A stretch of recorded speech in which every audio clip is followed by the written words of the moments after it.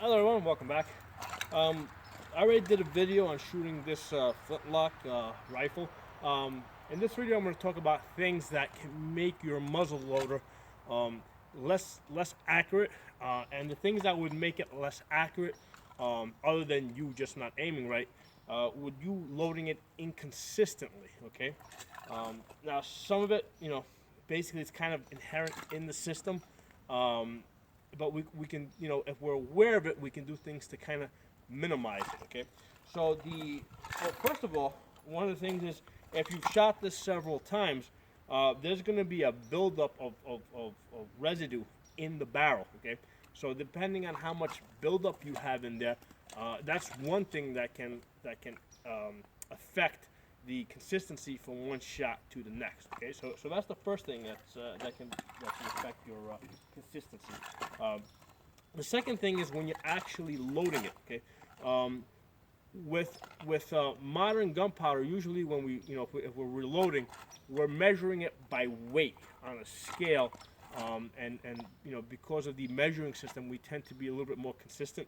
With the muzzle loaders, we're usually measuring by volume. Okay, so basically I have a tube over here that holds 50 grains of black powder, and what I do is I put my finger on the top and I let it fall in. I lock it in place, and basically when I put my finger over the top, obviously my finger goes a little bit into the tube, and depending on how hard I'm pressing in, that or not pressing in that hard, that can affect a little bit how much, that can make a difference as to how much actually goes into this, into this tube over here.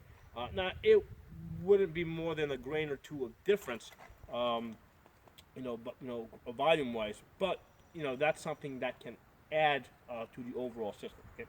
So next, I'm going to point this away from me. I'm going to drop it in. Okay.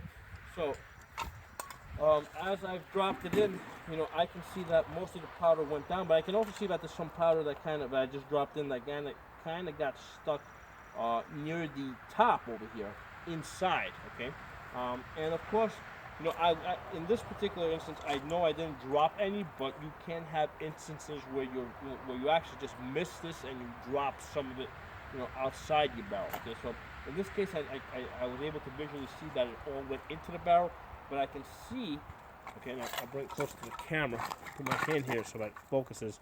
I can see that some of it actually got stuck near the top of the muzzle. Okay, so again, it wouldn't be a lot. It would only be a fraction of a grain.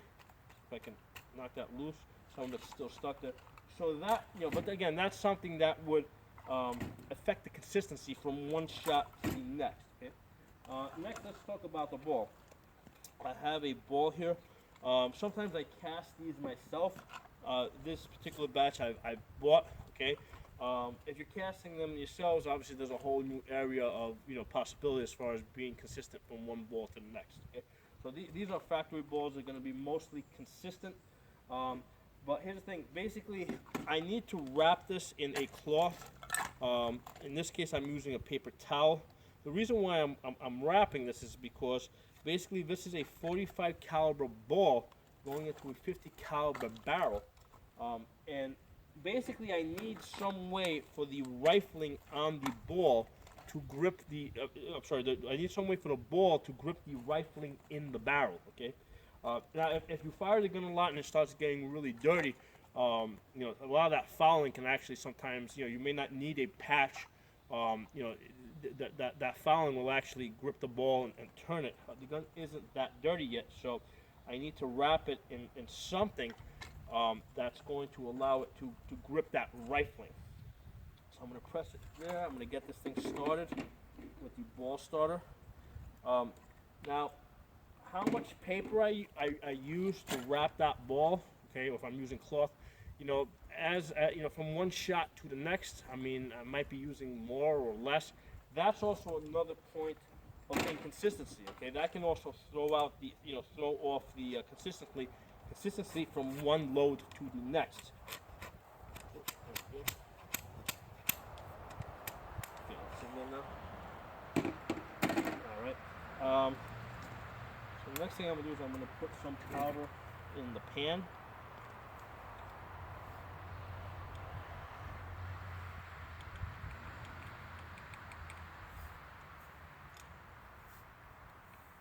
There we go. This time I put a little bit more than I normally do, but shake off the extra. There you go. So again, this is another area, you know, as I'm dropping powder into the pan, you know, there could be a little inconsistency from one load to the next. Okay? Now the other thing to understand is with, you know, basically when I now fire this, you know, burning is a chemical process, and you know, even under perfect lab conditions, you know, the best rate of a chemical reaction that you can get is like 99%. Okay, you're never going to get more than 99% of chemicals to react, even under lab conditions.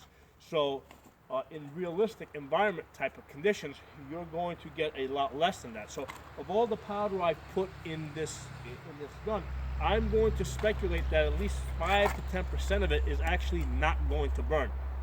That it's actually just going to blow out the barrel or get stuck in the barrel. Okay, so that inconsistency in the burn is also a factor that can that will change, you know, that can change my accuracy from one shot to the next.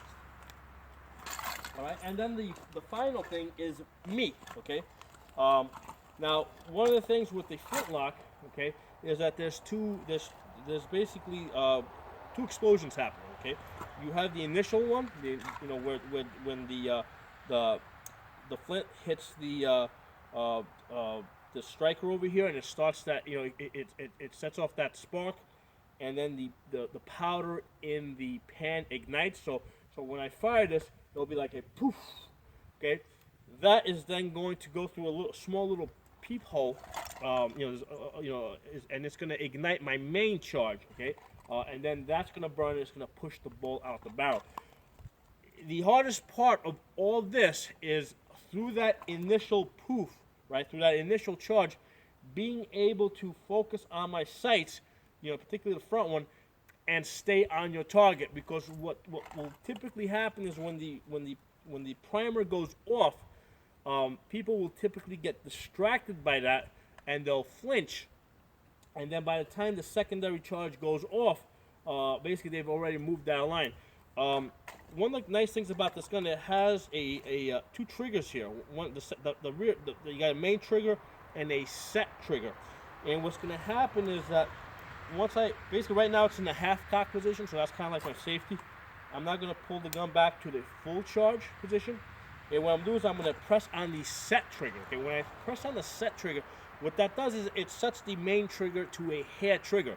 So basically the pull goes from like 7-8 pounds down to like 1 pound. Okay, so you know, with muzzle loaders, when they said hair trigger, they really meant a hair trigger. This gun has a 1 pound trigger once I press on that set trigger. Okay, so let's do that now.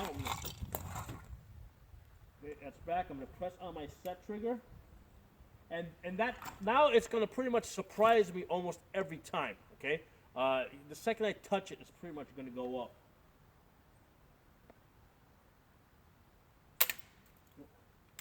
And we had a misfire. And we got a hit. All right. So that was nice. I got a nice hit out of that. Please clearly see that. Now this flint, I've been using this. I probably fired at least 30 or 40 shots with this, and basically every time I fire, what's happening is this flint is basically getting worn down. And basically you're not going to get more than 50 shots out of a flint, because what's going to happen is as you start shooting it more, you're going to start getting more and more misfires, and then basically you just got to either sharpen the flint or just change it out. Usually I just change it out, because after I sharpen it, it usually ends up being too short. So these are some of the things that can affect your accuracy. I just want to, you know, so there's a lot of variables in the loading process, okay? And basically there's a lot more places where you can make a mistake or being consistent as compared to modern firearms. And the point of this video is to just make you guys aware of it, so that as you're loading, you can try and be as consistent as possible. If you got any comments, please post them. If you got any questions, ask them. If you like the video, give it a thumbs up. Talk to you guys next time.